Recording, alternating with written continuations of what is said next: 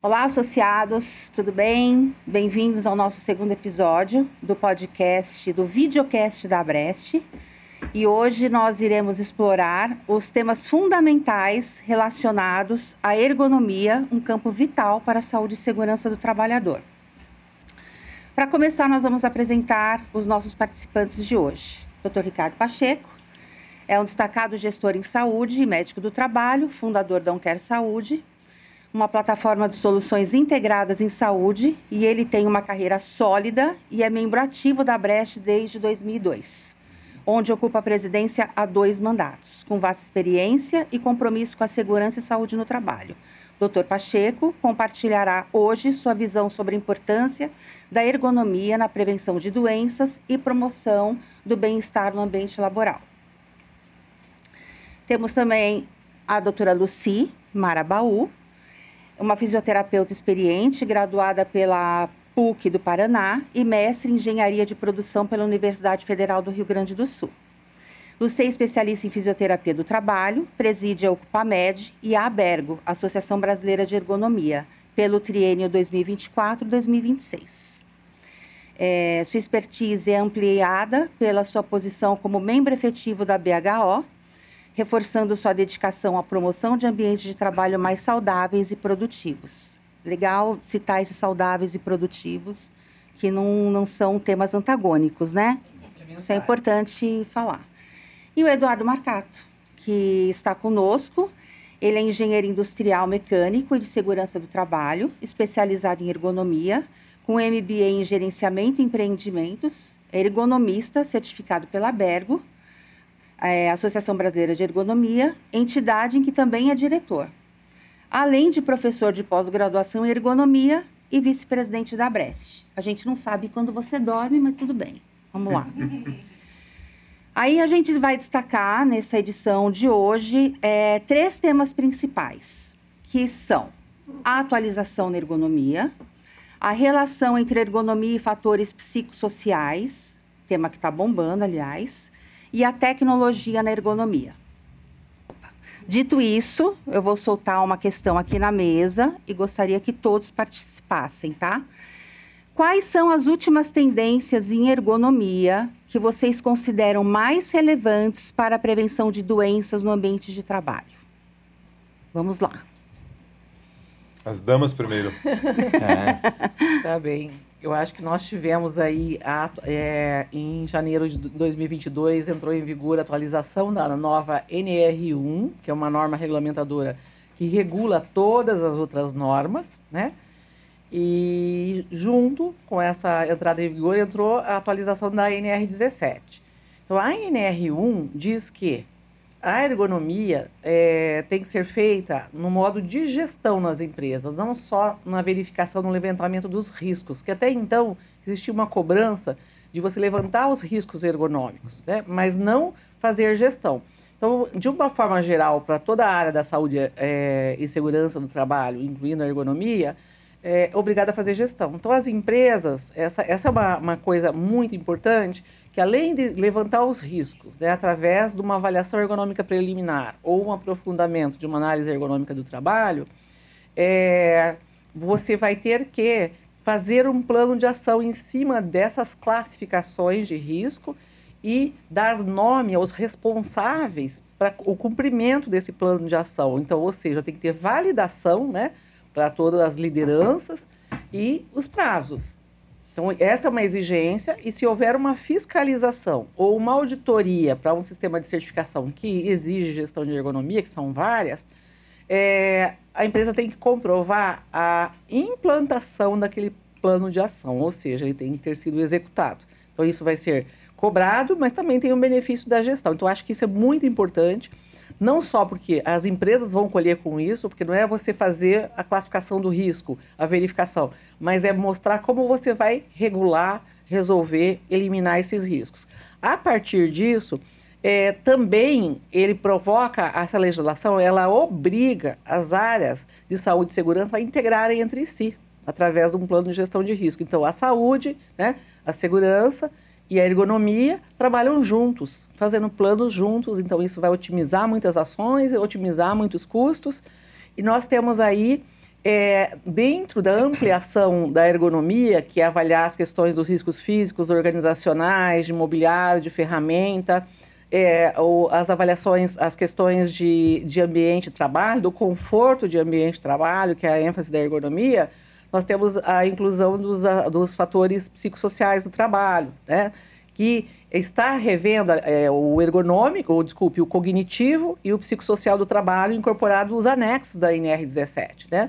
E agora nós tivemos uma revisão da NR1, incluindo que se avalie todos das questões do ambiente, né? O físico, o químico, o biológico, né? O de acidentes, entrando o cognitivo, atendendo a NR17, incluindo os fatores psicossociais. Eu acho que isso mexe muito, as empresas estão muito preocupadas, mas ao mesmo tempo está muito organizado num fluxo de soluções. Então eu acho que isso está trazendo um pouco de conforto para os técnicos, nós, profissionais, que somos ergonomistas, médicos do trabalho, engenheiros de segurança e toda a equipe de saúde e segurança, os higienistas ocupacionais, no sentido de que a gente vai poder mostrar melhor os resultados para a saúde do trabalhador, mas também para o processo produtivo.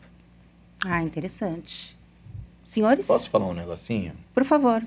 É porque a gente começou muito formalizado, né? Esse bate-papo, assim, quem é o quê, o tal, o renomado, né? Aquela coisa toda.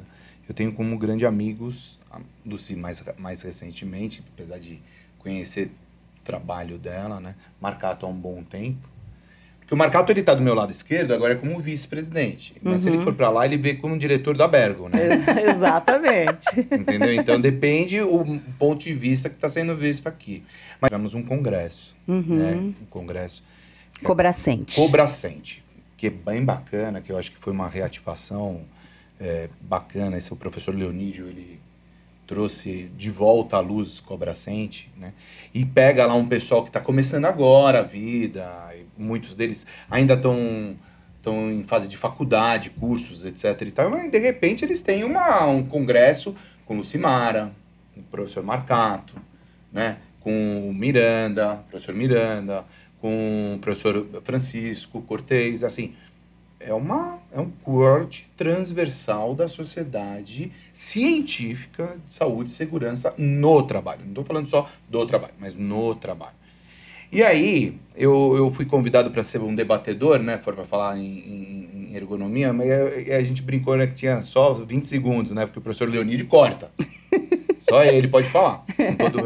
A gente ama o Leonídio, não tem nada disso, todo mundo sabe disso. Ele é querido. Ele é muito querido. Mas, assim, o fato é que eu dei um testemunho meu, pessoal, né? E eu, como médico, a minha formação é médica. Fiz faculdade de medicina em Santos. Em 96 me formei e já em 96 eu estava na Beneficência Portuguesa como R1, primeiro ano de residente, em cirurgia do aparelho digestivo. Durante toda a minha faculdade de medicina, então foi de 90 a 96, eu escutava falar em ergonomia somente quando a gente ia realmente para as doenças osteomusculares. Veja, nós falávamos em remediar, né? Lucimara, ela é fisioterapeuta também, então deve ter pego alguma coisa nesse sentido também. Muito. Não é verdade? Muito, Marcato é engenheiro, né? Então, agora, quando eu entrei no mundo da medicina do trabalho, que foi em 2001, definitivamente, né? Então eu tô há 24 anos. Se esse vídeo passar mais para frente, eu acho que mais tempo. Porque eu nunca vou sair dessa área, porque foi a área que eu me apaixonei, onde eu tenho a questão da relação da saúde pública, onde eu atendo as pessoas que realmente querem estar com você, né? Então, e essa é uma ideologia, né, Lucy? Então, com certeza, dedicação. Exatamente, né? Então, quando eu comecei a estudar um pouco mais sobre ergonomia, porque a gente tem uma norma regulamentadora, que é 17, que depois eles podem voar em relação a esse assunto. Agora, né? E aí o que acontece? Eu penso o seguinte, eu tenho que estudar primeiro a ergonomia, para depois fazer um programa de controle médico de saúde ocupacional. Eu estive lá no G20, vocês sabem disso, e assim, falaram o quê? Qual o tema central do G20? Estresse térmico na estação de laboral. Ou seja, 746 mil mortes por ano por conta disso no primeiro ano de trabalho. Pessoa acima de 27 graus Celsius, então 28 graus, nós estamos no horário de almoço, ele perde 4% da capacidade de trabalho. Olha que interessante. O Japão veio com um levantamento qualitativo de 25 anos. 25 anos. Aí você olhar aquilo lá, você fala, pô, não acredito. Né? É um negócio maravilhoso. Então, eu tô seriamente tendencioso a só falar sobre ergonomia na saúde e segurança no trabalho. Por quê? Teve que chegar, e nós há um bom tempo, né, Marcato? Pelo menos na Brest, e você se lembra disso, Sandra, um pouquinho antes da pandemia, 2019, em 2020 mesmo, a gente já estava aguardando os afastamentos por CDF, que é questões psiquiátricas, né? Antes eram só osteomusculares, né? E aí a gente falou, poxa, começou o psicossocial, né? E quem vai fazer o psicossocial? Então é algo que a gente tem que pegar e colocar aqui, porque por isso é o motivo, acho que, desse encontrão aqui, para a gente bater um bate-papo extremamente gostoso, porque só foi chegar num ponto de que você tem um número X de mortes. Estou falando de suicídio, 44 suicídios por dia. É muita coisa, gente. Entre 10 a 23 anos de idade. E aí, falar então em saúde mental, em psicossocial. E muita gente está vendendo errado esse psicossocial já logo de cara, né? É porque eles confundem com o psicológico. Exato. Um processo terapêutico, né, de conflitos que são individuais, eles existem, né? Exato. Mas os psicossociais, né, tem aí a publicação do Ministério da Saúde que mostra que estão muito ligados à organização do trabalho, às metas, às jornadas, à pressão, né? Inclusive as questões de medo, né? De ter um problema, trabalhar numa situação de risco, né?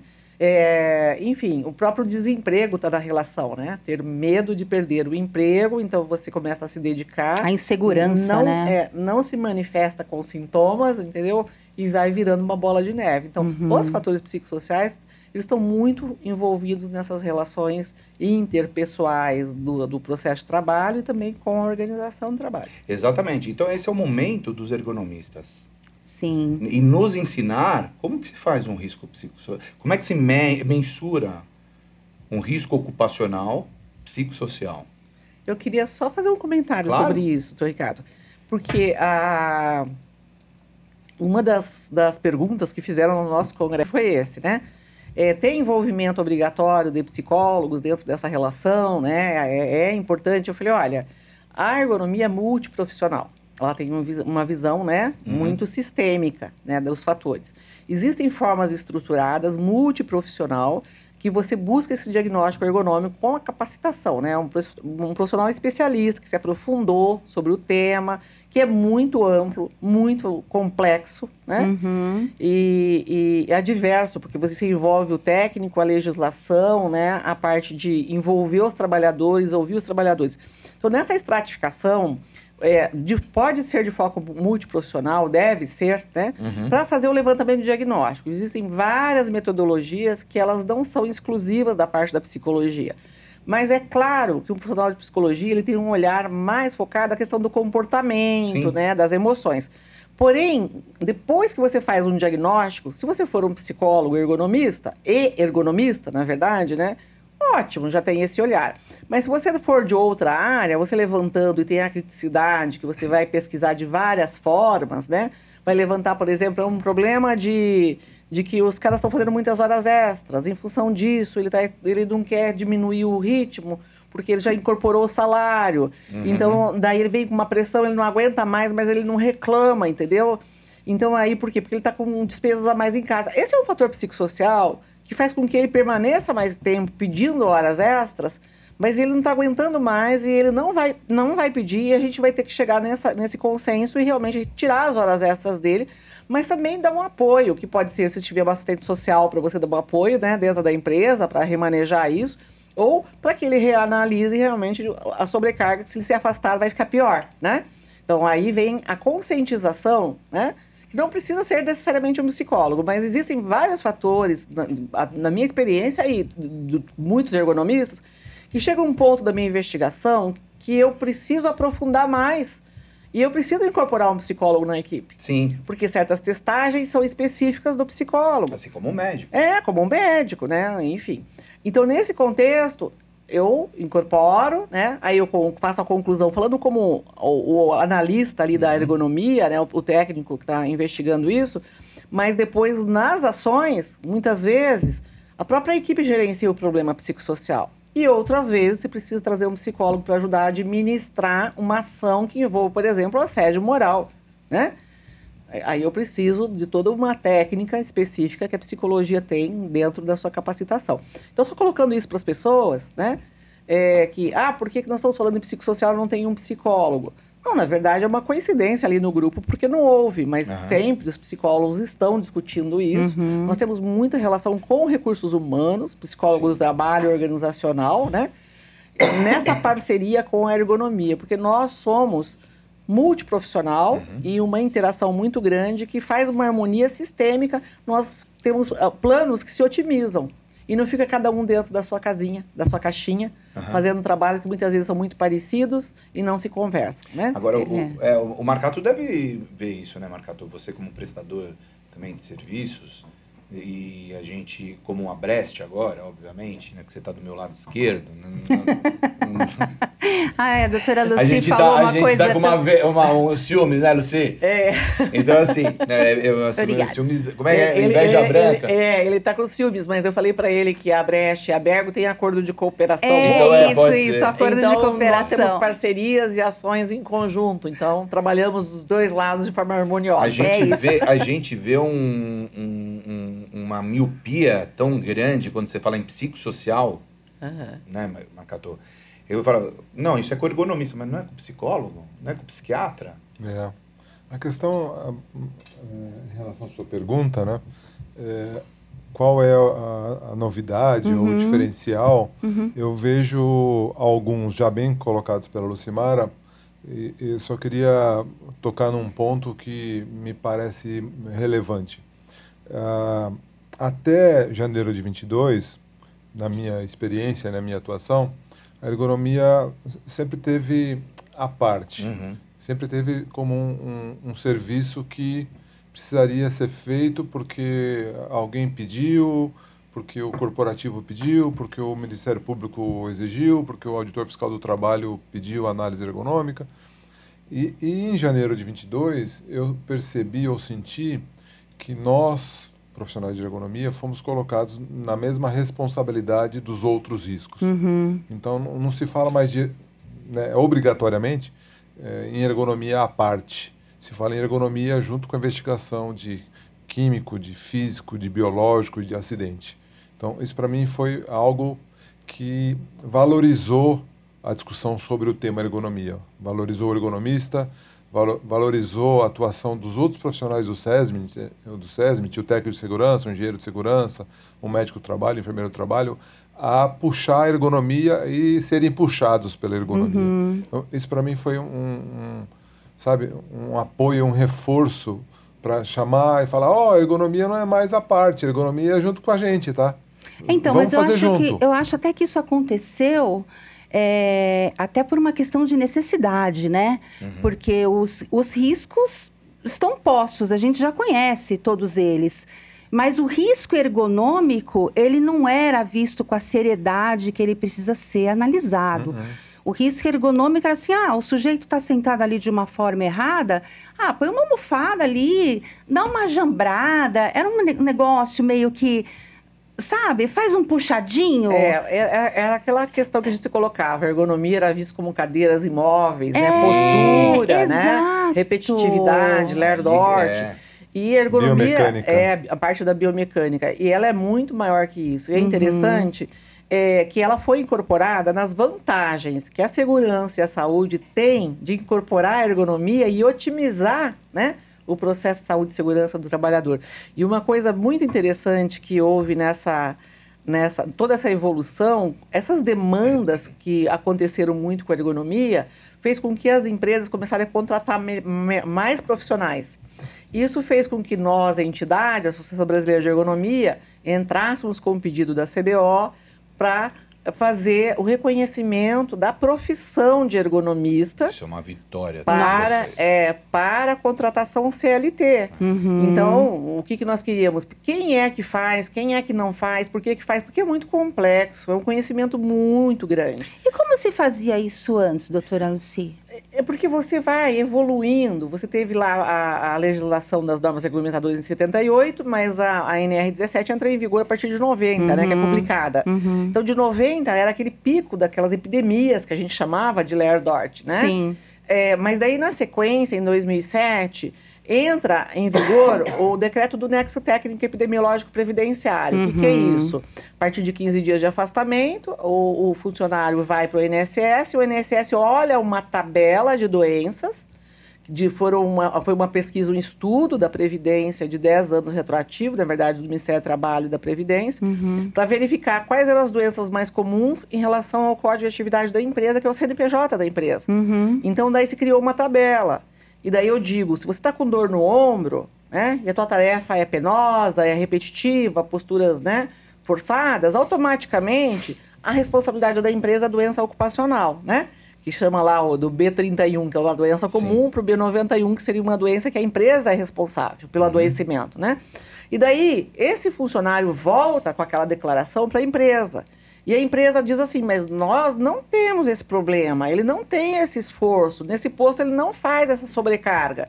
Ok, então vamos pedir para o INSS revogar, né, voltar atrás e colocar como uma doença comum, porque ele se machucou jogando vôlei no domingo, ou foi fazer faxina, ou fazer reformas em casa, etc. Porém, para fazer isso, você tem que mostrar evidências. Sim. E essas evidências, o que é? É fazer o levantamento de risco, ver como é que você vai, recomendações, implementar soluções, ouvir o trabalhador, registrar treinamentos, orientações, com assinatura dos trabalhadores, né, com as suas matrículas. Então, a partir de quando eu mostro que ele foi treinado, o seu posto não tem um risco, nós temos acompanhado para essa situação, aí o INSS vai ver todas essas evidências e daí ele revoga. Então, realmente é um problema de uma doença comum e não é responsabilidade da empresa. Entendi. Agora, se a empresa não tem nada disso, se não tem esse profissional lá levantando tudo isso, né, todos esses dados, registrando, documentando isso, não é só para você ter tudo registrado, mas você tem essas situações que você tem que revogar isso, né?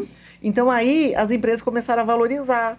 Porque eu não vou responder por um processo que eu não sou responsável. Agora, se existe a responsabilidade da empresa, o ergonomista vai dizer, olha, nós vamos ter que resolver o problema. Não adianta, porque nós vamos pagar o preço lá na frente. E no afastamento, nas horas extras, no adoecimento e até no passivo trabalhista, né? Lógico. Eu acho que isso trouxe essa questão de que as empresas começaram a favorecer mais esse profissional para contrato. E aí a CBO, ela diz o quê? Quem é o ergonomista? Ele é um profissional de nível superior, porque você tem que ter uma base de graduação, como é o profissional, né, de saúde e segurança, de uma forma assim, geral, mas a ergonomia vem desde a sua fundação em 49, que foi a primeira sociedade inglesa, 50 nos Estados Unidos, que é a entidade da Human Factors que eles fizeram, desenvolveu em 59 a Sociedade Internacional e assim veio até 83 a Associação Brasileira de Ergonomia, que foi o resultado dos pesquisadores que foram para a França estudar, os professores doutores, né, que voltaram e fundaram a Bergo para poder fazer uma realidade, né? Então, muito vinculada às universidades federais, cientistas. Então, ela começou por esse viés, inclusive não só de graduados, como de doutores, né? Que vieram com esses modelos aí dos grandes cientistas do mundo, que vieram para o Brasil. A primeira especialização em ergonomia no Brasil foi em 75, na FGV. Olha só. Então, a partir disso que se formou esse grupo, né, crítico de cientistas que foram estudar fora e voltaram para o Brasil. Com perfil bem acadêmico, né? Muito. Então, a partir disso, o que a CBO conclui? Que é o nível de superior com especialização em ergonomia e com comprovação de no mínimo 1 a 3 anos de experiência prática. Né? Então, esse profissional, ele tem um código 214950, né, que é um código de contratação CLT, ele entra numa área de especialidade, pelo conhecimento e pela exigência, inclusive, de responsabilidade, porque você não está só trabalhando em saúde e segurança, você trabalha em projeto, em processo, né, em modificações, em ações no processo produtivo, né, nas caracterizações das funções, das atividades de trabalho. Então, tudo isso gera muita responsabilidade, muito compromisso. Então, existe pelo menos um reconhecimento de que você tem que estudar mais, se aprofundar mais, né? Mas concluindo, nível superior com especialização em ergonomia, com comprovação prática. Mesmo porque não há uma contratação pontual, né? Eu entendo, eu penso que eu acho que esse profissional, ele pode ficar, ele deve ficar na empresa, acompanhando todos os processos. Porque se tem uma mudança arquitetônica na empresa, o ergonomista tem que acompanhar, não tem? No começo, você contratava para fazer as avaliações, que eles chamavam o antigo laudo, né? Que o Marcato diz, Até pelo amor, arrepia, né? Pelo amor de Deus, quer falar, Marcato? Eu acho que vale a pena você refrisar. A gente pode abrir um essa parênteses questão. só para o tal do laudo ergonômico. Por favor. O que eu comentei lá durante a Cobracente, o congresso, né? Um dos meus objetivos durante moderação ou palestra mesmo, ou mesmo reunião com os profissionais de saúde e segurança, é tentar abolir o termo laudo ergonômico, que é um termo criado no passado. Errado.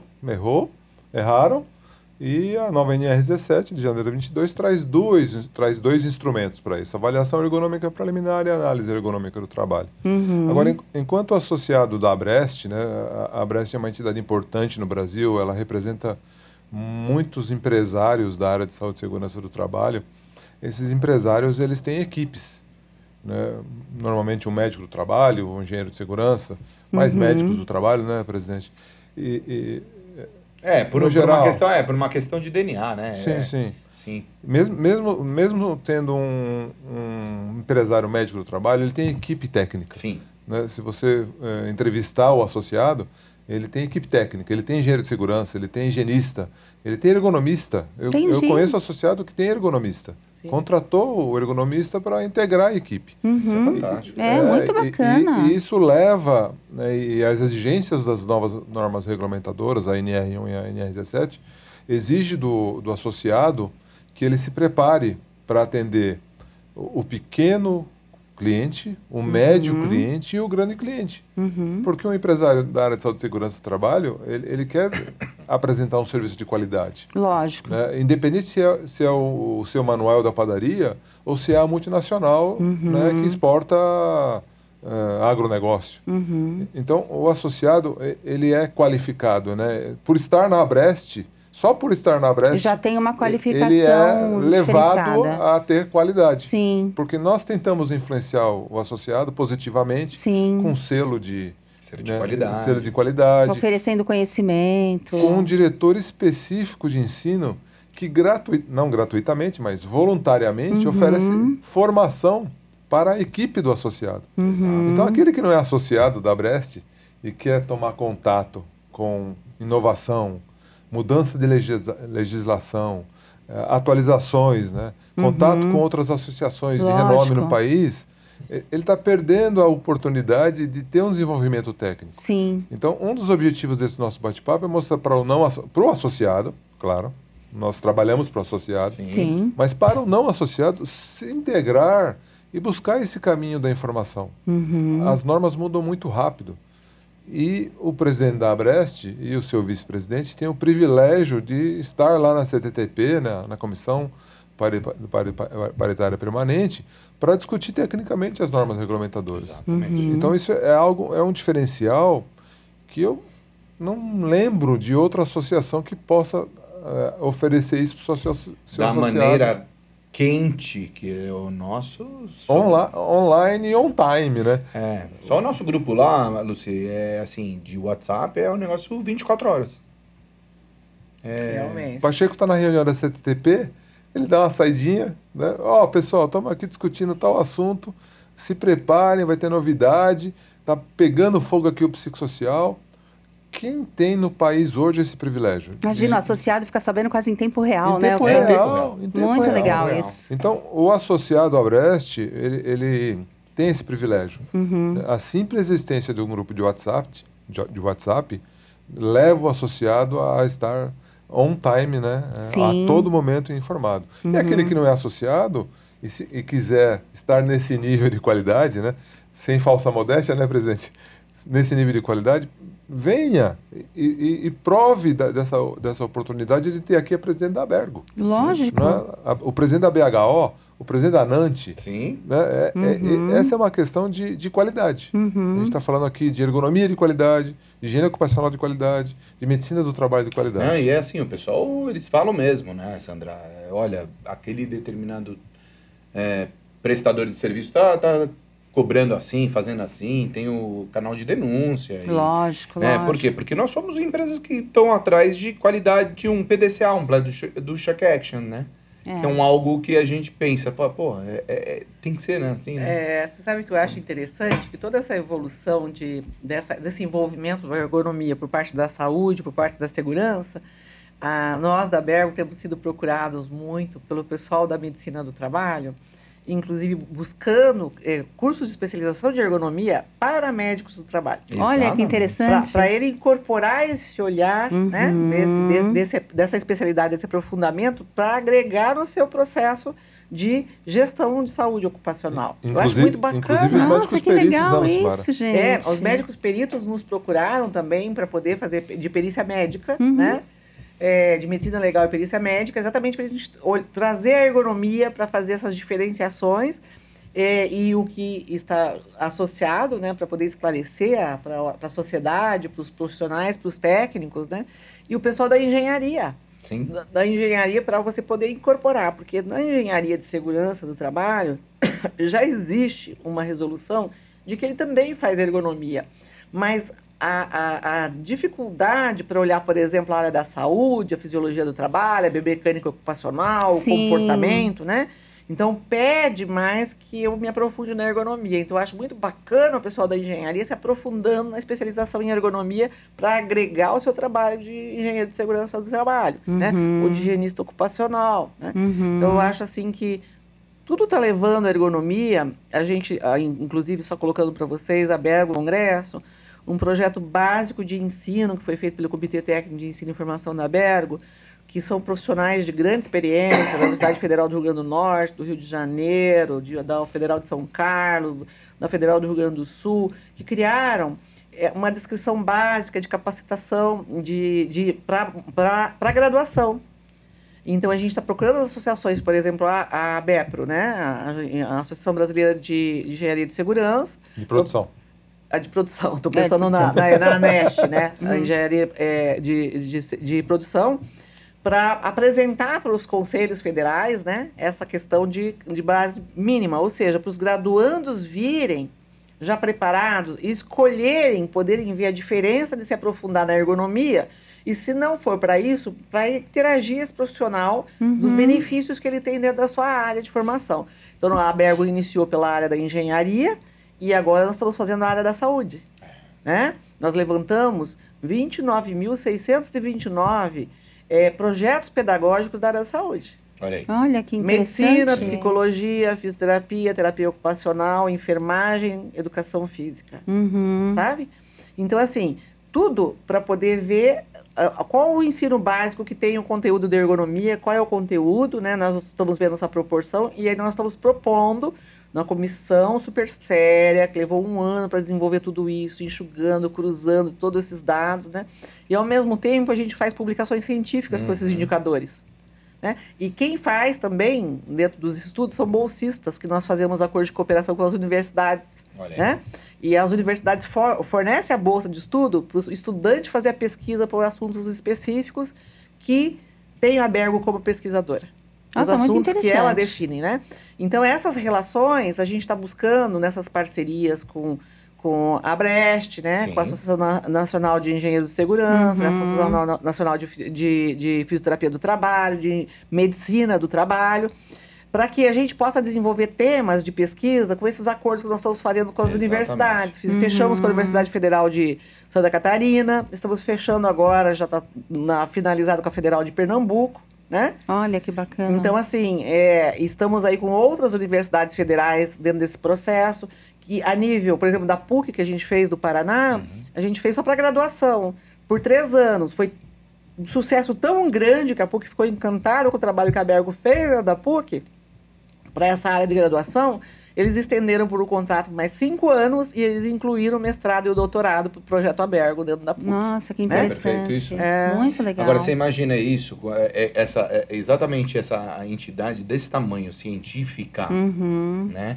Por exemplo, dentro da Abreste, você tem lá um associado. Esse um associado tem 200 clientes. Outro associado tem 20 clientes. Outro tem 2.000 clientes.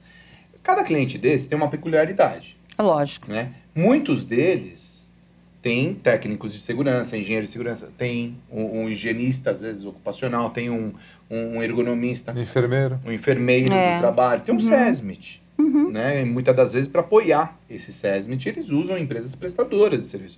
Isso é comum, né? Na verdade, é o movimento da roda. Né? Agora, imagina isso, saber que a Abrest, a associação, tem um convênio, né, um comum acordo com a Bergo para poder gerar esse número total de qualificações dentro dos Isso. próprios clientes. Exatamente. Né? Não somente o prestador de serviço. A gente não está de olho só no prestador de serviço. Quando a gente fala, por exemplo, a Brest hoje tem quase 5 milhões de trabalhadores, sendo gerenciados por todas as 120 empresas. 120 só. 120 só. Qual câmera a gente olha? Todas, Lá. 120 só. 120 só. Ó, nós temos 6.100... 6.100? 6.500, 6.100, 6.000, põe 6.000 Em torno de. empresas prestadoras de serviços em SST. O que esse restante não está fazendo fora da Brest? Exato. Tá perdendo tempo. Não é perdendo tempo, muitas das vezes. Qualidade. A qualidade.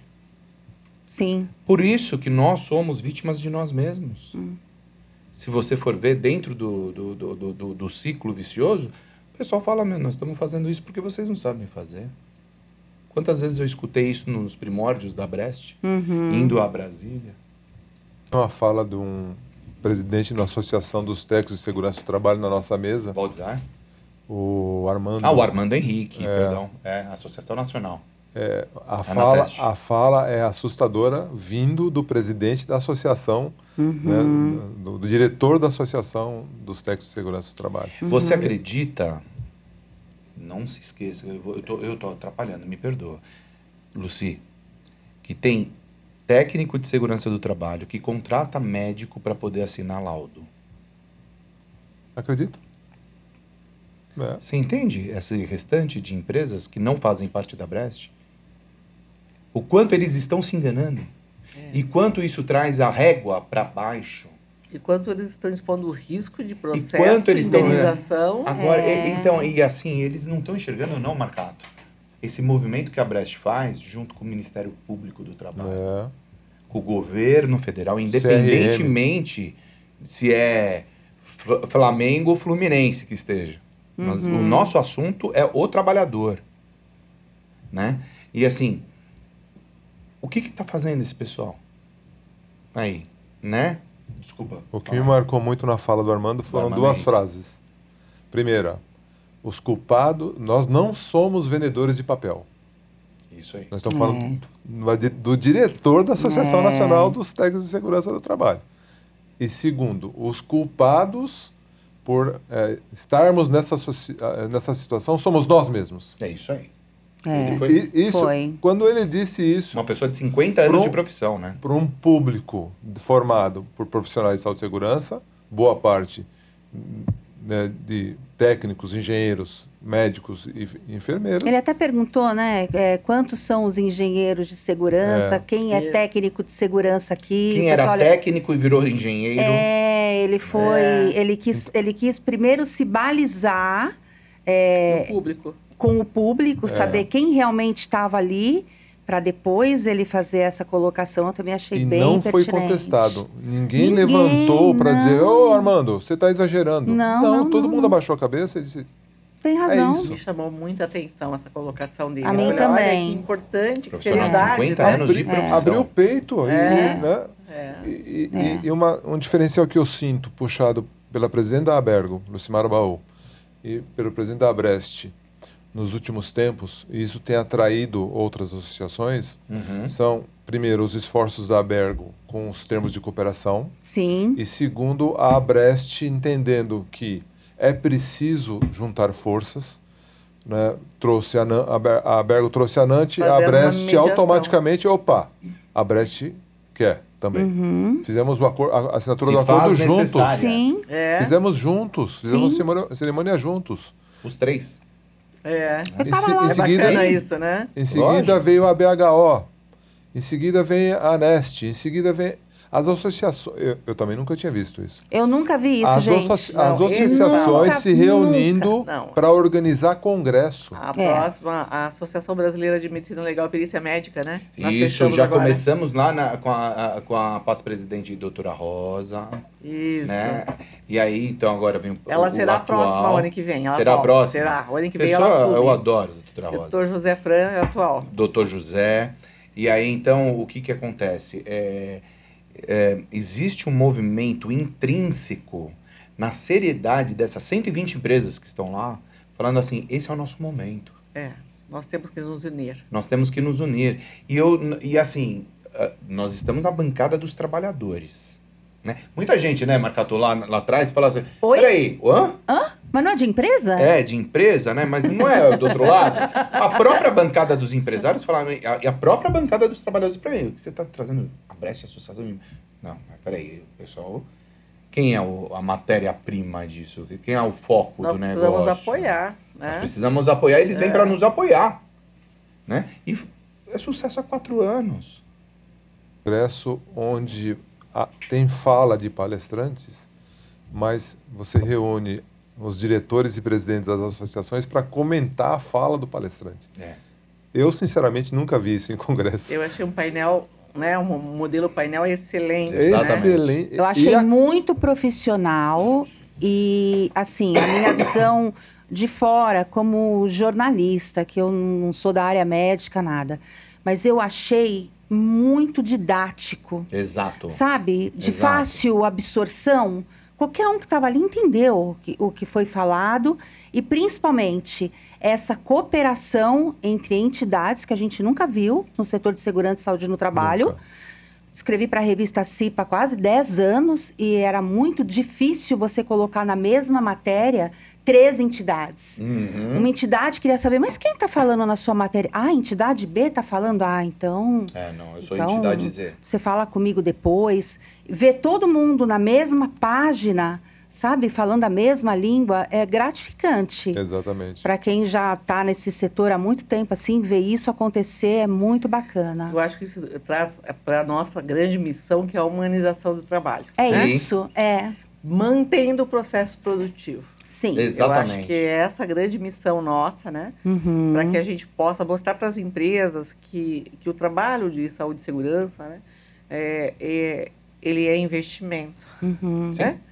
Então, mostrando com indicadores mesmo essa diferenciação. E isso só é possível com a gestão. Sim. E puxando o que você tinha colocado, porque a necessidade de ter o ergonomista, de ter esse alinhamento do médico do trabalho, do engenheiro de segurança, técnico de segurança, né? A enfermagem, o higienista ocupacional, tudo trabalhando juntos em prol desses resultados, faz com que tenha que fazer a gestão. E daí se abriu para as empresas a necessidade de ter o profissional ergonomista contratado efetivamente CLT. Sim. Ou, porque antes eles faziam como consultoria, vou lá, faço pontual, faço relatório, investigação da análise ergonômica, agora avaliação ergonômica preliminar ou análise ergonômica, dependendo da demanda. Mas, assim, aumentou muitos contratos fixos para a gestão com terceiros ou com o CLT. Então, as empresas estão vendo que tem que incorporar esse profissional ergonomista na sua equipe. E eu diria assim, aí o pessoal diz, não, mas nós não fazemos parte do SESMIT, será que o ergonomista vai fazer parte do SESMIT? Eu falei, olha, as empresas procuram trabalhar além da norma, né? E a ergonomia, ela está dentro do SESMIT, trabalhando nessa equipe multidisciplinar, mas ela também está fora com as outras áreas. Sim. Então, isso não traz nenhuma não é gargalo. angústia. Isso não é gargalo. Não é uma angústia. Não é né? impedimento Não é. nenhum. Porque a gente leva para um lado do processo produtivo da empresa e trazemos todos os resultados dessas demandas, fazemos essa mediação para o médico, né, que precisa que a gente vai lá, traga os detalhes do posto de trabalho, né? Para a segurança, que a gente mostra que ali é uma questão de conforto, que a ergonomia gerencia, mas aqui não, aqui tem que chamar a higiene ocupacional para fazer a avaliação, né? Então, toda essa interação sempre juntos. E principalmente em relação à legislação, construindo o PGR juntos. Sim. Né? É, importantíssimo. Eu vou lançar um desafio para a presidente da Bergo e para o presidente da Brest. Oba. Aff. A Bergo já começou, mas eu acho que, baseado nessas alianças recentes, é inevitável botar nestas bancadas e nessas associações, nessas uniões, a bancada dos empregadores. Uhum. Né? Nós já sim. iniciamos essa tratativa. Então, a Bergo já firmou com 5 Vaga. Sim. 5 Vaga é o sindicato do varejo empresarial de São Paulo. Sim. É muita gente. Nós estamos falando aí de 40 milhões de de trabalhadores. trabalhadores. 43 mil Milhares. empresas. Eu ia falar 20 mil, são 43 43. mil. Agora estamos conversando, né, fazendo uma mediação aí com o sindicato de trabalhadores da área da saúde. Então, Olha. esse Isso movimento da Bergo, eu posso usar a palavra contaminação? Ou seja, Contagiando. Está contagiando a união e, inevitavelmente, nós vamos ter que trazer a bancada dos empregadores para junto. E assim como a bancada dos trabalhadores já se aproximaram Sim. através da CTTP. Uhum. Sim. Então, esse canal com a CTTP, firmado pela Brest, é claro que junto com a Bergo, e vice-versa, né? Uhum. Nós precisamos trazer, não sei, daqui 2 anos no Congresso da Cobracente, Uhum. os empregadores e os trabalhadores. Né? Para que isso se faça uma discussão não exclusivamente de associações de profissionais da área de saúde e segurança do trabalho. Sim. Se faça uma discussão de saúde e segurança do trabalho daqueles que, né, são os atores. Não somos os únicos atores. É lógico. Nós temos atores que... Né, Talvez trazer a nossa aproximação para reduzir esses atritos que ocorrem muito, achando que tem que ter divergência Não de tem. empregador e empregado. Não tem. Claro que tem as negociações que são muito específicas. Sim. Mas existe a intenção de aproximar mais para conversar dentro dessa questão da nossa atuação, né, para poder mediar esses conflitos. Tá? Nós temos muitas demandas, às vezes, que vêm de sindicato, fazendo uma exigência. Aí, falando especificamente, o médico do trabalho vem e chama a ergonomia. A ergonomia faz a mediação porque a solução é uma intervenção ergonômica. Uhum. Né? Então, o sindicato está certo. Lógico. Né? Nessa ótica, não nessa intensidade toda, mas nós vamos solucionar, a ergonomia vai e soluciona. Uhum. Agora, tem situações que precisa esclarecer, né, a saúde e segurança, que tem outra abordagem, né? Então, aí, falando em saúde e segurança, ergonomia, saúde e segurança, a gente tem tem sido bastante satisfatória essa aproximação, né, dos trabalhadores em termos de momentos, manifestações sindicais, Uhum. com o foco da ergonomia, com o foco da saúde, com o foco da segurança, nesse sentido de ver a solução e também o processo educativo do trabalhador, para que ele também integre essa participação, que a gente chama de ergonomia participativa, né? Ouvir o trabalhador, trazer o que ele tem de bom e esclarecer as suas dúvidas, para que ele execute as ações seguro, né? Sim. E nós saudável. vivemos um momento tão importante que as entidades que no passado eram vistas como, nossa, como que a gente se aproxima do Ministério Público do Trabalho? Hoje, a Brest e a Bergo têm a condição de trazer a Coordenadora Nacional de Investigação do Ambiente de Trabalho para várias falas durante o Congresso. Né? Não uma só, né? Várias. Várias falas. Várias. Trazer auditor fiscal do trabalho, Rodrigo Vaz, para contribuir no Congresso. Então, A doutora Sirlene foi fantástica. Né? Esse Ela momento, eu vejo... ela fala que ela é uma ativista, né? E é isso. mesmo, assim, é fantástico. Ativista e assertiva. E assertiva. Então, está faltando quem? A bancada, né, dos empregadores e dos trabalhadores. E por que não? E por que não trazer a visão do empregador? Eu acho que até a própria experiência das CTPPs já provou que isso é possível. Sim. Não, mais que possível, é urgente, Sim, né? sim. Que nem a doutora Lucy falou da conscientização do trabalhador, é importante, ótimo, sim. mas também tem que conscientizar o empresário, né? É o que a gente mais tem como desafio.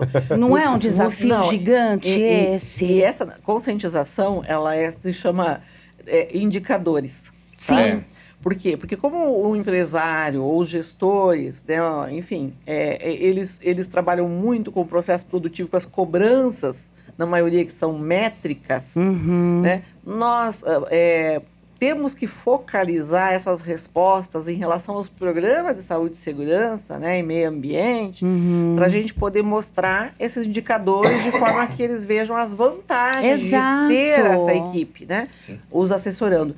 Então, isso é interessante, porque quando você mostra esses dados de uma forma concreta, objetiva, eles se acalmam e aprovam, ou permitem que esse olhar seja ampliado dentro da empresa. Mas eles precisam desses dados. Eles não trabalham com dados teóricos, com dados subjetivos, e só com dados filosóficos, né? Ou vamos colocar apenas humanitários. Você vai dizer, mas humanitário é o básico? É o básico. Mas Ou mais até cultural. Exatamente. Eu não posso só ir por esse viés, porque ele está vendo se a produção vai reduzir ou não vai reduzir, se ela vai ser prejudicada ou vai ser prejudicada. Lógico. Né? Então, todos esses indicadores trazem, como por exemplo, jurídico. Qual é o indicador de processo jurídico que tem aquela empresa? Qual é o custo que ela já teve com o processo? Sobre que tipo de processo, que tipo de demanda que teve, né? Para a gente poder focalizar aqueles que têm a ver com a nossa área de atuação. E a maioria dos gestores nem sabem, né? Para que isso minimize ou seja eliminado. Esse está me chamando a atenção e eu quero fazer um revival lá. Opa, né? vamos lá. Pandemia. As empresas de saúde e segurança no trabalho, elas foram fantásticas durante a pandemia, porque nós tratamos Covid, né? Então, era proibido periódico? Ok, mas estávamos tratando. Como ficou a questão do ergonomista? Olha, eu vivenciei bem isso e conversamos muito em algumas oficinas com colegas ergonomistas. O primeiro impulso das empresas foi porque eu reduzi o processo de trabalho, vou cortar contratos ou demissões.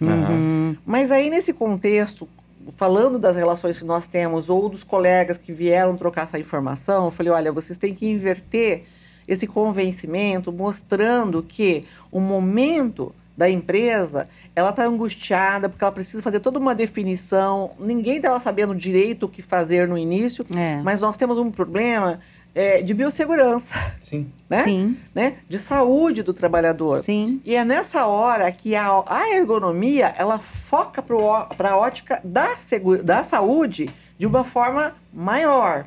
Então, ela vai ter que orientar o trabalhador, ver espaçamento de trabalho diferenciado, os cuidados de contaminação em relação às proximidades, né, em relação às pessoas que estão com sintomas. Então, todo o trabalho, os ergonomistas, eles foram a campo, né?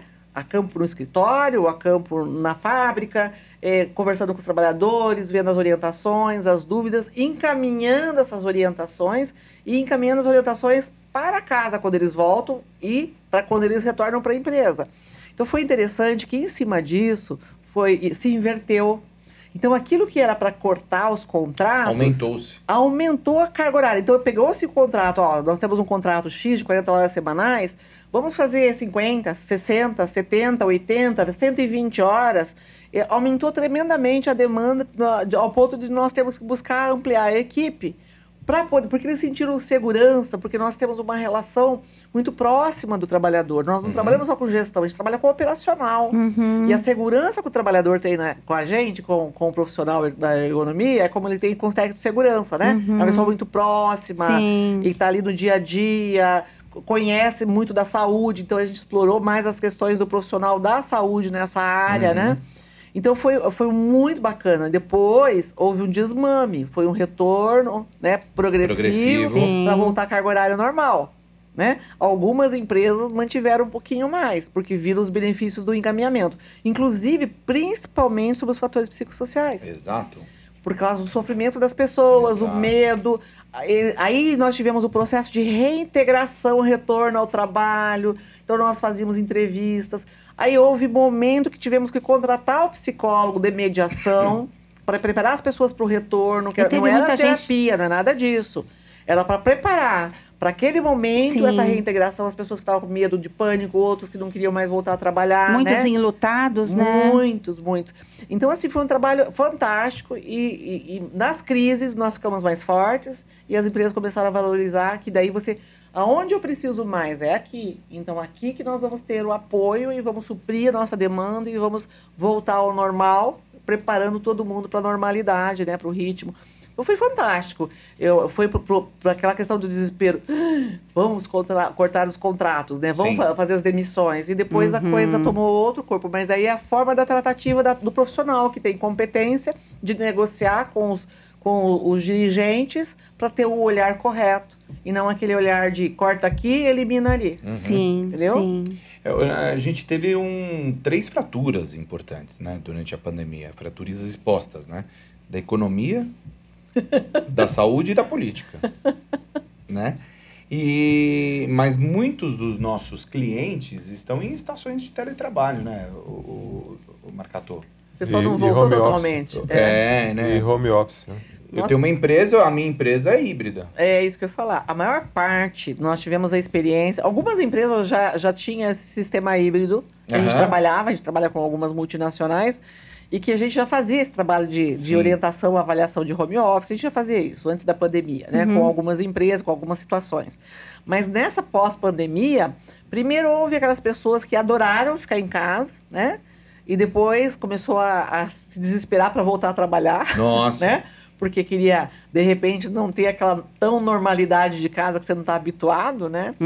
E outros começaram a ver o custo-benefício disso. Então, a empresa começou a ter um caminho do meio, que é o serviço híbrido. Sim. Que tem funcionado muito bem. Porque é importante você estar lá, conviver com as pessoas, ter esse contato físico, né, pessoal com o outro. E outros momentos eu deixo para minha tarefa em casa, no home office, coisas mais pontuais, mais objetivas, relatórios, né? Demandas mais específicas. Está funcionando muito bem. Algumas ficaram totalmente em home office, mas a maioria está preferindo o híbrido. Tem que levantar, né? Tem que sair de casa. Não aguento ficar em casa. Muito, não. O isolamento social ou o estresse de casa, né? Porque quer, não tem o sedentarismo. Filho, levar para a escola, tem demandas, tem familiares, tem vizinhos, tem uma série de coisas, né? Então, a doutora Shirley estava mostrando muito esse conflito, inclusive em relação a gênero, né? Sim. Os homens em casa, tudo bem, cooperam e tudo, mas a realidade da mãe em casa é diferente, né? Então, assim, a demanda é maior, né? A mãe jovem com alguns filhos ou um filho tem trabalho. Não, e mesmo com familiares, né? Sim. Uma casa que tem mais gente, ou que tem gente doente, acho que seria pais. legal a gente falar um pouco desse negócio de teletrabalho, hein, Sandrinha, né? Lucy... Vamos passar pelo que depois a gente se passa, propôs lógico, primeiro, claro, porque mas assim deixa isso no asterisco aí. Tá. Eu ainda tenho uns questionamentos, umas dúvidas relacionadas até a esse tema que a gente está tocando aqui, que é o psicossocial na ergonomia e ergonomia no psicossocial. Aí a gente falou aqui da Covid, da pandemia, que realmente tirou muita gente da casinha, muita gente não conseguiu voltar até agora. E eu queria saber de vocês três quais são os sinais de alerta que a empresa precisa estar atenta para indicar que está tendo uma falta de atenção com relação à ergonomia e até que ponto os fatores psicossociais influenciam nessa balança. O que eu estou querendo saber é o seguinte: como que a empresa, qual é o alerta para a empresa de que algo não vai bem relacionado à ergonomia e ao psicossocial?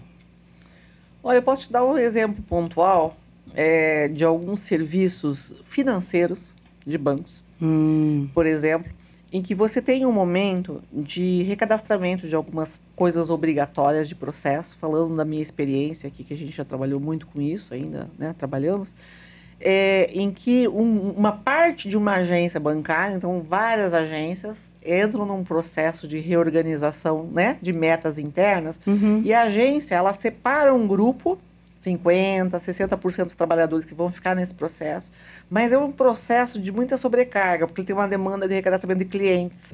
E esses clientes vêm, sabe, com família, com idosos, para ver sua carteira, para ver sua aposentadoria, aquela questão toda.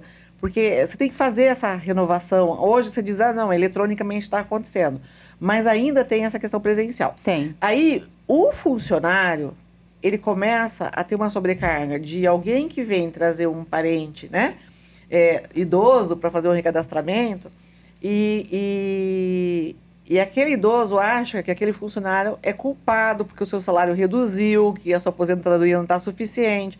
O familiar que leva idoso, se alguém leva, ou parente, perde a paciência, tem um horário para voltar ao trabalho e quer focalizar porque o atendimento. Então, o que acontece? Esses momentos, essas pessoas tinham crises de choro, crise histérica, diarreia, problemas de dores gástricas, tudo como um sintoma psicossomático daquele estresse todo do momento de lidar com aquela sobrecarga momentânea. Então, eles acontecem por 3 meses. Então, aí a ergonomia tem que entrar com algum tipo de mediação, né, de uma pausa sistematizada para tirar aquela pessoa daquele ambiente, fazer uma ação de relaxamento, um mindfulness, uma meditação, relaxamento, isolar, trazer uma sensibilização, tudo documentado, quem é que vem, quanto tempo fica, como é que você está se sentindo, fazendo a entrevista, né? Então, você reúne profissionais da qualidade de vida, né, que estão preparados para isso, né? Então, a ergonomia, se o ergonomista for da área, ele pode oferecer o serviço, senão nós trazemos o profissional para poder fazer essa mediação ali. E o que acontece? Zera essa demanda. Zera. Olha, uma outra questão importante da ergonomia indústrias. Eles têm um momento que eles chamam de RECOF, que é construir um projeto para um novo modelo de um maquinário, de um dispositivo, de uma ferramenta, de um automóvel, de um motor, né? Então, nesse período, que também são de 3 meses, se reúne gente da área comercial, de marketing, da engenharia de produto, de processo, a pessoa de viabilidade comercial, de fornecedores, né? E Entendi. também, então tudo isso tem que, em 3 meses, viabilizar, que se estruture tudo em 3 meses. Nós estamos lançando já como é que vai ser o modelo novo desse equipamento, desse modelo e tal. Essas pessoas, como é que nós ficamos sabendo? Vem para a ergonomia. O médico do trabalho chama a ergonomia e diz: eu estou tendo as pessoas desse setor, desse período, com dor de cabeça, com hipertensão arterial, né, com dor muscular, com problemas gástricos e estão se afastando. O que vocês podem fazer? Bom, eles vão ter que passar por esse processo, ele tem começo, meio e fim, então a gente faz de novo. Chama o pessoal da qualidade de vida, que faz parte da gestão de ergonomia, faz as pausas estruturadas, faz as alternâncias, né? Para tirar desse ambiente de trabalho essa pessoa. Por isso que daí a gente colocou que as pausas, na NR17, assim, como é que eu regulo as pausas? É o ergonomista que vai definir de acordo com a demanda. Então, nós vamos definir a pausa. Tira dali, alterna a postura, vivencia, relaxa ou alonga, faz uma meditação, né? E pronto. Zerou-se a demanda do ambulatório médico, daquele setor. Então, o que acontece? Naqueles 3 meses que eles colocam, que é um tempo para estruturar tudo isso, se faz um contrato adicional para aquele processo, terminou, se encerra aquele contrato adicional.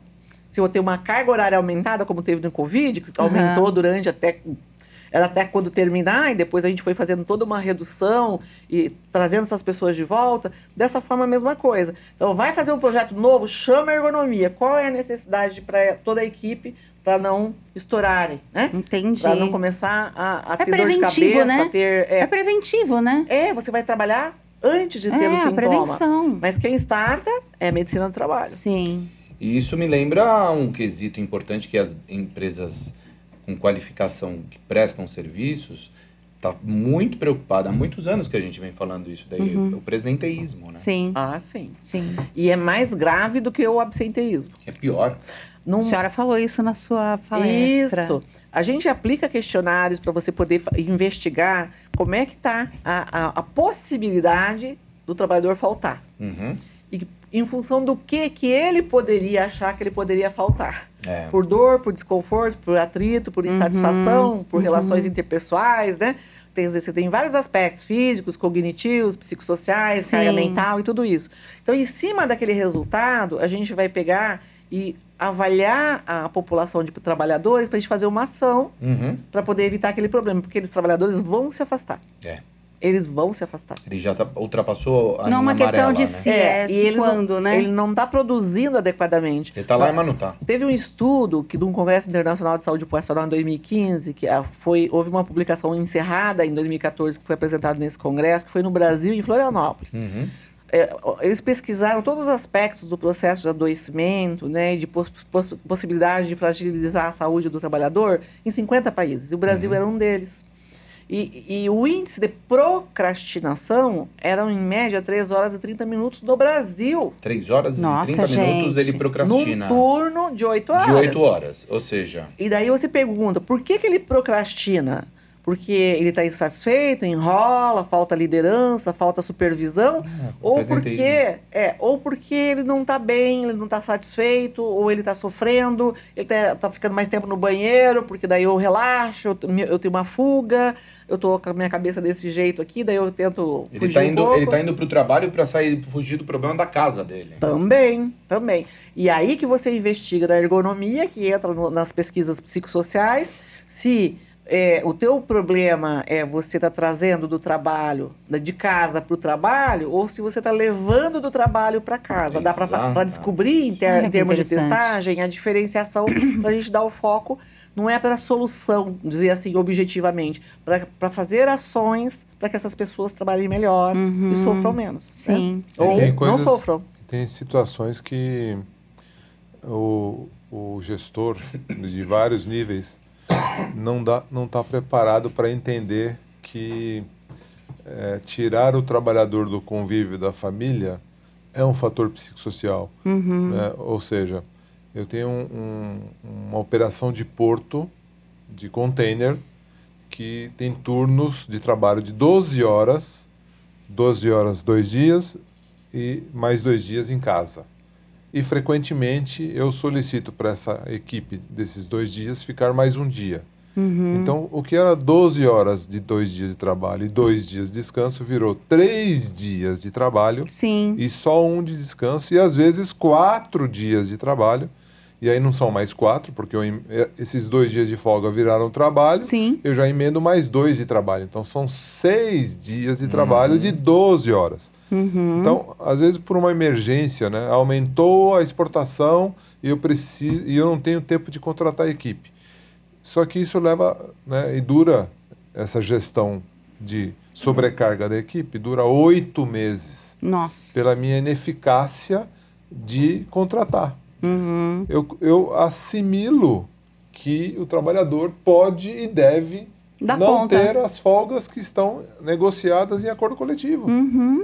Então, se o trabalhador já tem uma sobrecarga de trabalho de 12 horas e ele não vai para casa nas próximas 48, não é só físico. Não é só físico. Ele deixou de fazer o churrasco, ele deixou de levar o filho na escola, ele deixou de conviver com a esposa.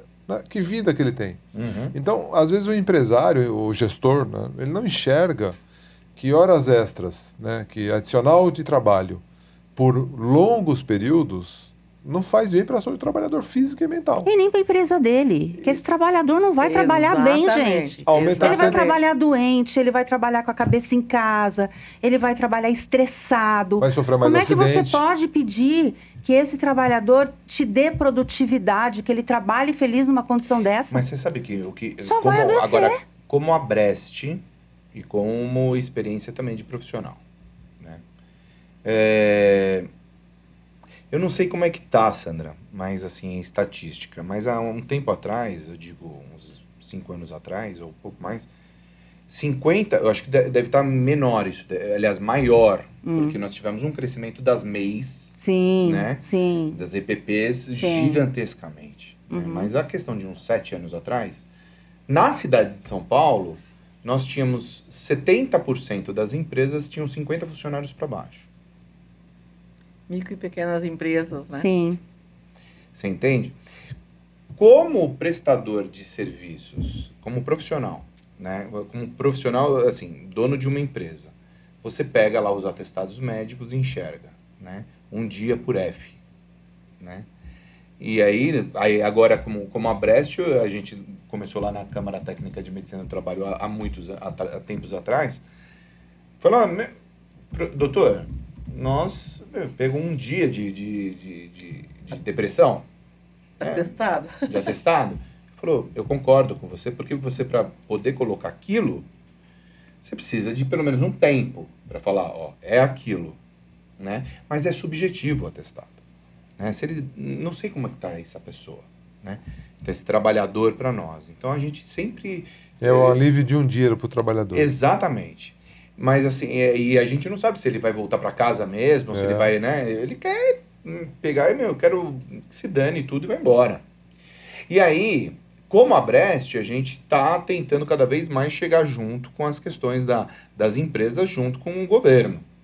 Né? Só para contextualizar, Doc, 78% das empresas abertas no Brasil, dado desse ano, são MEIs. Olha, tá vendo? Só em julho, o volume de abertura de pequenos negócios foi maior, com quase 378 mil empresas criadas. Olha isso. Então essa questão do emprego, da MEI, né, do individual, Sim. Né, esse é o grande desafio para que nós possamos chegar, né, no ponto de conscientização do empreendedor. Sim. Né, do empreendedor. Agora, sim, as médias e as grandes empresas, eu acho que vai ser realmente um momento de uma mudança de época, né? Eu sempre falo isso. Não é época de mudança, mas é uma mudança de época. E a gente começou aqui a bater papo. Disso. Não é verdade? E assim, uma mudança de época. Exato. Não é uma época de mudança. E o que contextualiza aquilo que quando eu comecei a falar, né? Eu falei assim, eu vou fazer ergonomia primeiro para poder fazer o programa de controle médico para entrar num PGR. Né? Como a ergonomia, ela pegou agora definitivamente à frente de tudo. Sim. Então tem questões psicossociais muito escancaradas. Exato. Né? Gestor mal intencionado. Sim. O próprio gestor mal preparado. Gestor que não respeita a saúde do trabalhador. Então nós temos que investir e muito em educação. Exato. Né? O gestor precisa saber, e às vezes precisa falar o óbvio, né? Como a doutora Sirlene disse sobre o item que menciona na NR17, que é preciso ter respeito no ambiente de trabalho. Então, aquela história das pausas para ir no banheiro. Tem que escrever numa norma regulamentadora. Que a gente sabe que é verdade, né? Tem que ter respeito. O gestor tem que garantir o respeito no ambiente de trabalho. É porque nós precisamos, né, de rever muito, a roda, né? Rever a roda. Muito respeito no ambiente de trabalho. Realmente rever os nossos E mais grave básicos. ainda o que ela mencionou. Por que para empresas de menos de 10 funcionários não precisa? Fazer. Pois é. 10 trabalhadores não têm direitos? Você está lotado de MEI, você tem que ter respeito com você mesmo. Então, nós vivemos em época de ter que falar o óbvio. Né?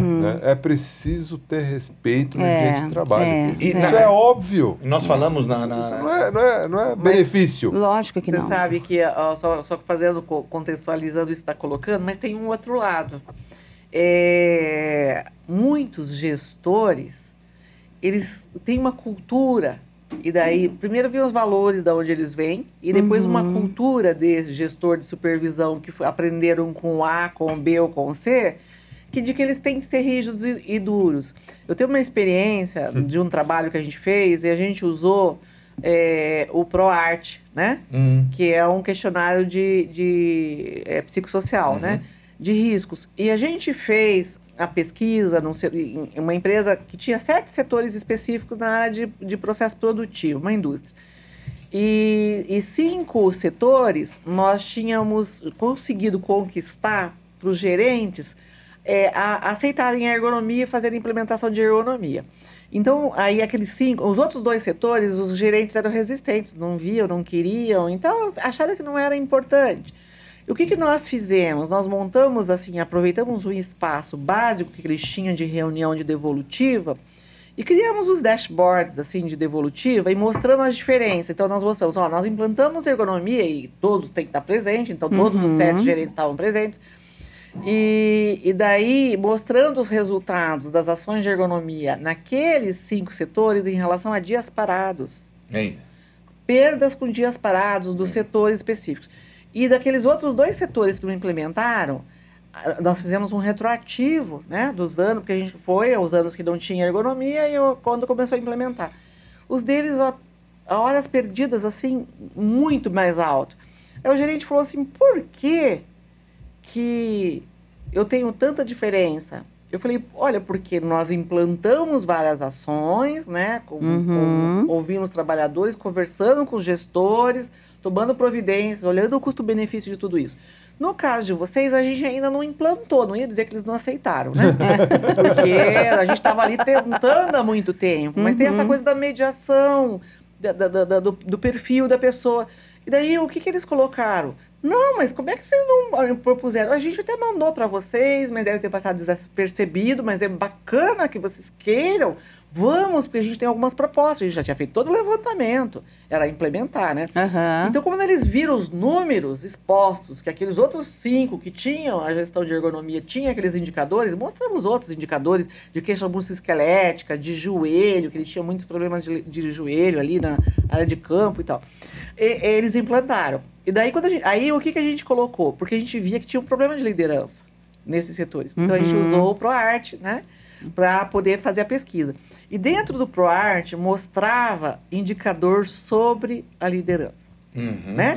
E foi interessante porque, olha só, gente, a gente precisa lidar isso.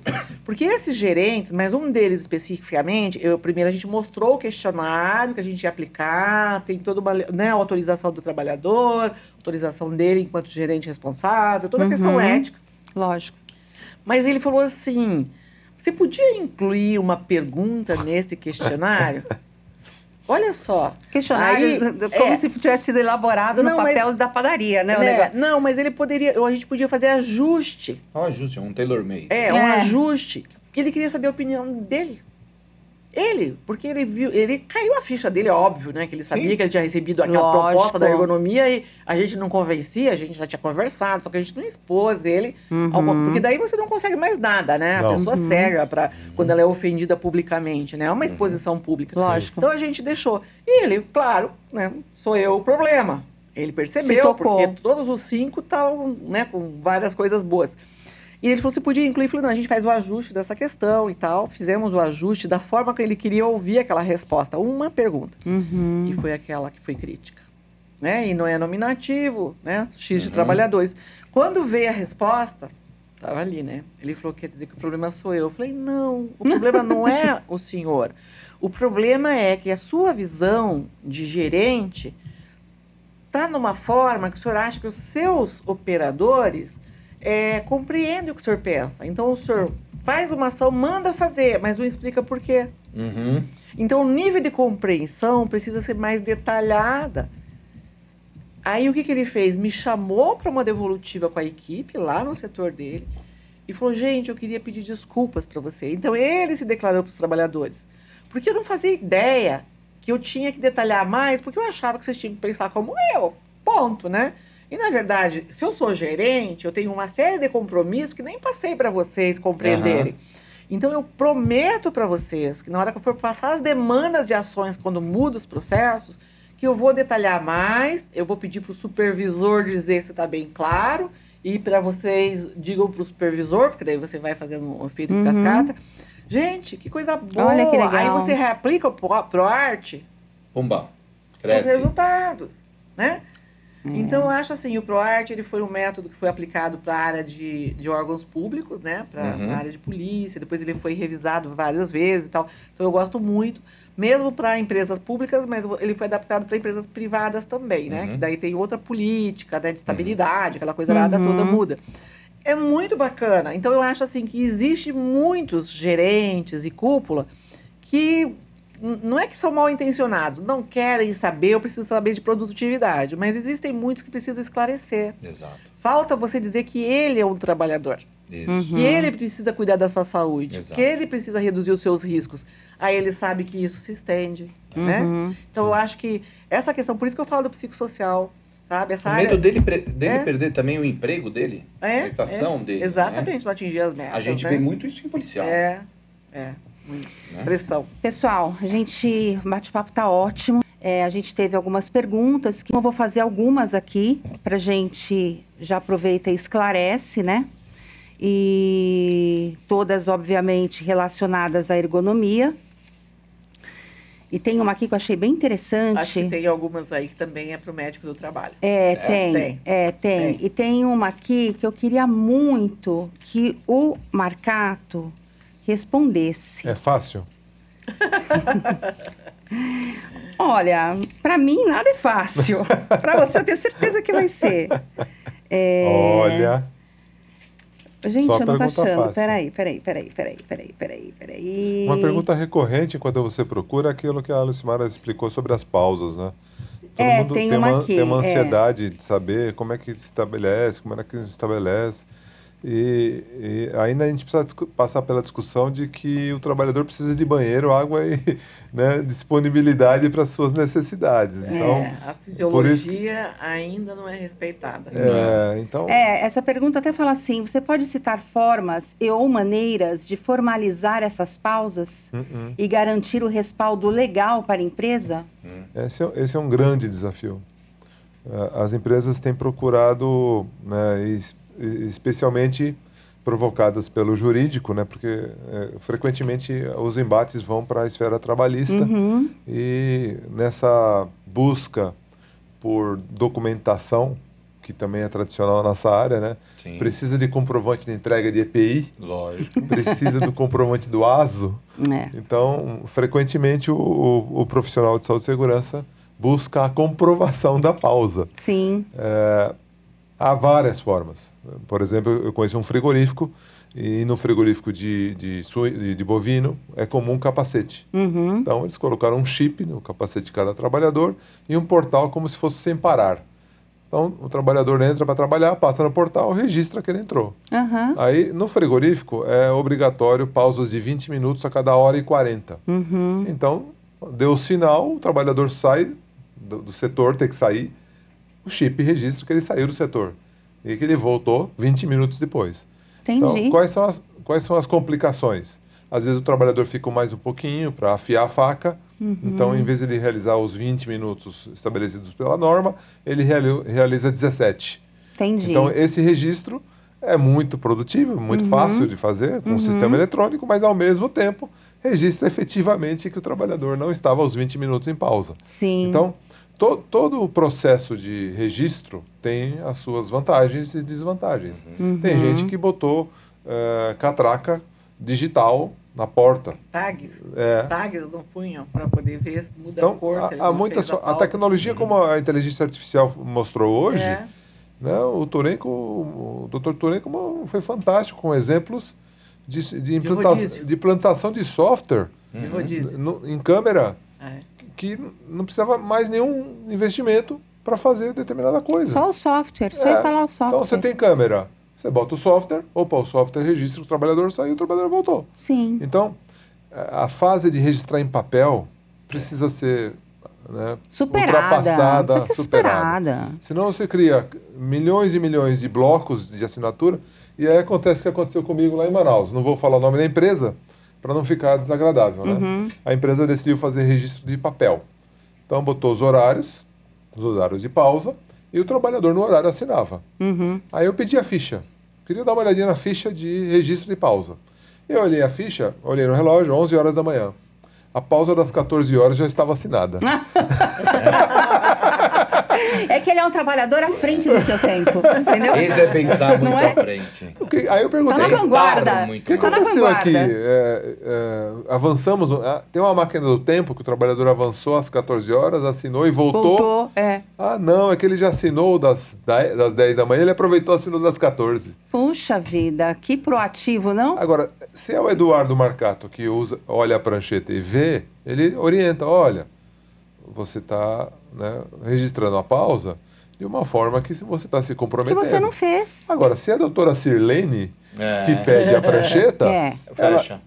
e isso está previsto num termo de justiça de conduta ou numa ação civil pública, ela simplesmente leva a multa. Lógico. Exatamente. Entendeu a diferença? Sim. Então, essa preocupação com o registro de pausa, a Lucimara pode completar e deve, tem que ultrapassar a necessidade de ter papel. Nós precisamos encontrar meios tecnológicos por reivindicação jurídica de que as pausas existem. Para mim, o melhor registro, a melhor evidência de que as pausas existem é você perguntar para o trabalhador. Sim.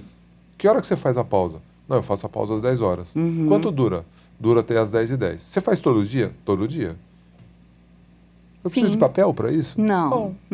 Então, a palavra do trabalhador se temos que contar com a palavra do trabalhador, Sim. ela tem que ser, né? Tem que valer. Aí, Ela tem que... Aí você falou da tecnologia. A gente tem uma pergunta aqui que vai nesse sentido. Perguntaram qual a sua opinião, de todos, por favor, frente aos aplicativos, softwares, de análise e laudos ergonômicos. Vamos ouvir a presidente da Bergo. Vamos lá. Olha, eu acho que a gente não tem como parar, né, a questão da tecnologia da informação. Uhum. A questão do e-social, da implantação, que foi uma correria para softwares, né, para fazer o e-social, inclusive da ergonomia, que no final tinha 58 itens, depois foi todo, né, cancelado, fez com que buscasse muito, que era um problema nas empresas, que eu acho que sou fantástico, eu acho que a tecnologia da informação ela é muito boa, né, mas a gente tem que saber utilizar. E o que as empresas tiveram que fazer? Ela tem um software na saúde, ela tem um software da segurança, ela tem um software no RH, ela tem um software... E esses softwares não se falavam. E com esse boom do e-social, né, para poder parametrizar todas as informações, né, o BI que se colocou lá dentro dessa parametrização, fez com que... PGR. Exatamente. Para você cruzar essas informações e puxar... Quer dizer, o médico vai fazer um exame periódico com um funcionário, e daí o funcionário diz que tem não sei o quê, de dúvida. Eu estou com dúvida que aquele setor tem um risco de ergonomia. Ele vai lá no sistema dele, entra lá e puxa posto tal e tal, e vai olhar. Aqui não está sinalizado, então eu vou sinalizar que eu vou avisar a ergonomia que tem que refazer seu posto. Ou precisamos rever outra coisa, porque aqui diz que não existe esse tipo de demanda, né? Então fica mais fácil você buscar essas informações em tempo real, de cruzar os dados. Isso foi uma grande vantagem com a tecnologia. Então eu acho que esses softwares ajudam muito. Mas aí vem os softwares para fazer a EP, a ET, gestão de ergonomia. O problema desse software é que ele é feito de uma forma congelada. E daí não atende a minha demanda, não resolve meu problema, eu preciso gerenciar todos os cruzamentos das informações. Então, eu acho que a gente está num processo evolutivo, né? Sim. Tem o modelo do fulano, do ciclano, do autor e tal, que é ótimo. Como coloca? A gente tem um software bom, você vai gostar muito. Tá, me convenceu, eu quero testar. Então, aí você testa, porque você precisa saber se tem coisa nova. Aí você olha assim, puxa, só me atende esse pedaço aqui, não vale a pena, entendeu? Não, mas a gente poderia. Eu não quero investir na criação de um software, eu quero adquirir um software que me atenda, entendeu? Porque eu não estou para vender produto, eu estou aqui para executar um serviço, né, que é a ergonomia. Então, eu acho que está melhorando, mas tem muito coisa ruim no mercado, que o pessoal está pegando as oportunidades. Tem uma ou outra que está legal, está funcionando adequadamente, mas ainda tem muito, no caso da ergonomia, muito a caminhar. Muito. Entendi. O software de gestão de SST, né, de uma forma geral, que estão por aí, que fazia muito RH, tiveram que evoluir para SST, para parametrizar tudo isso. Estão buscando esses ajustes através dos ergonomistas, né, dos serviços e tal, que um ou outro atende relativamente bem, mas com uma série de falhas ainda.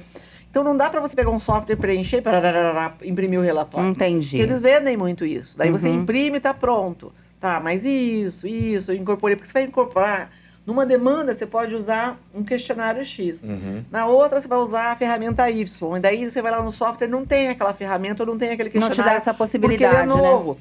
Então aí você vai ter que pedir para o pessoal fazer inclusão. Então é todo um processo de construção. Ainda está evoluindo. E outra coisa, né? Software de laudo ergonômico, não, né? Então, aí, eu quero voltar nessa... Laudo ergonômico, não. A gente falou associado laudo ergonômico, não. Então explica por que a gente aqui sabe o porquê que a gente deu risada com o termo laudo ergonômico. Vamos explicar para o pessoal por que laudo ergonômico não. Vamos lá. Primeiro vamos fazer a seguinte definição de tempo, certo? A partir de janeiro de 22, nós só temos avaliação ergonômica preliminar ou análise ergonômica do trabalho. Laudo não existe. Não.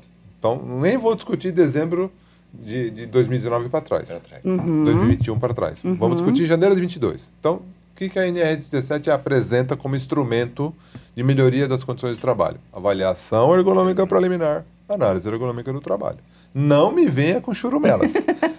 Não me venha com laudo ergonômico. Certo? Tá certo, tá explicado, esse é um então. ponto. Tá. Segundo ponto, software que avalia poucos parâmetros e promete análise ergonômica do trabalho ou avaliação ergonômica preliminar, ângulo de postura, né, e tempo na postura, e fica vermelhinho e diz que isso é análise ergonômica do trabalho, desculpe.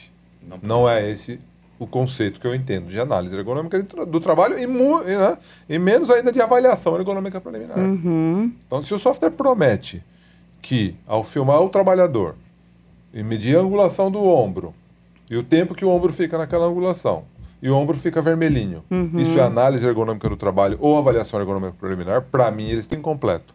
Isso não é avaliação ergonômica preliminar, porque não contempla o que a NR17 apresenta. Entendi. É preciso avaliar todos esses aspectos. Na avaliação ergonômica preliminar. Não estou falando da análise ergonômica do trabalho. Lógico. Entendeu? Entendi. Então, o software precisa ser Mas e aí, atender a NR17. Sim. desculpa, deixa eu fazer uma complementação. Uma coisa importante que nós, ergonomistas, não atendemos só a legislação. Né? Sim. A legislação é uma coisa obrigatória que a empresa tem que atender. Mas se você pensar na base da existência da nossa profissão, né? Então, não é saúde, segurança e processo produtivo, né? Então, a ergonomia ela é muito mais do que além da norma, né? A gente faz muito mais. Inclusive, as empresas, assim, dentro da norma, tem que contratar X, às vezes. Você tem, no SESMIT, o enfermeiro do trabalho, quando, na verdade, não precisa, só precisa de um técnico. Você tem o engenheiro, quando você não precisa, só o técnico de segurança. Mas por que ele incorpora? Por que ele incorpora o ergonomista?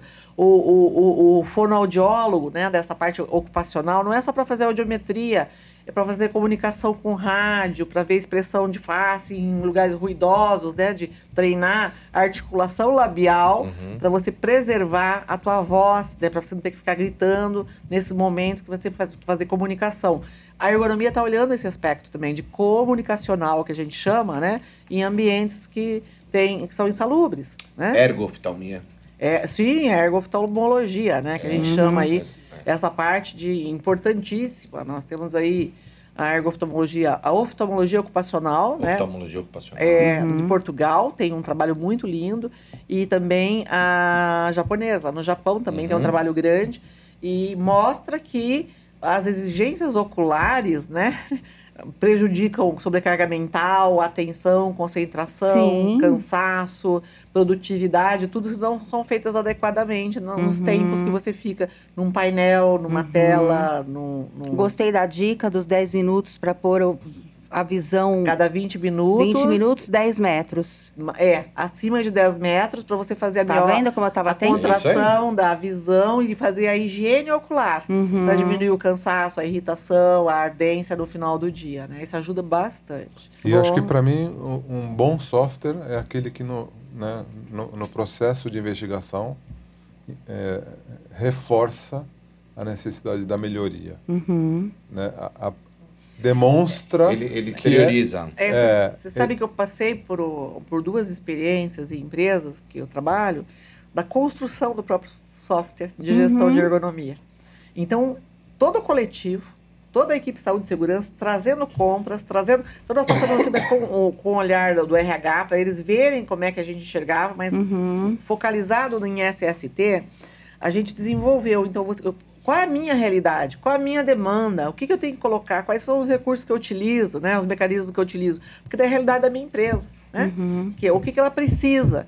E daí a gente customizou, contratando, né? Profissional, junto, desenvolvendo. Mas isso leva 1, 2 anos para construir isso.